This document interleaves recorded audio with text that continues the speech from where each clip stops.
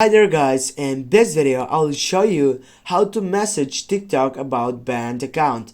Firstly, you need to go up to your browser and then type for TikTok support. You'll need to go and click on the first side, TikTok Help Center. Here, what you need to do, just simply you need to add on the search box for banned, go and take a search.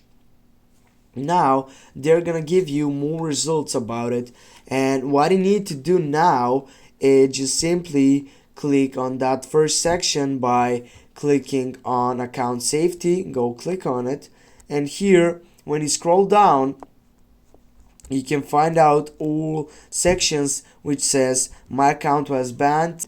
Now you need to follow these steps which are here on the supporting team.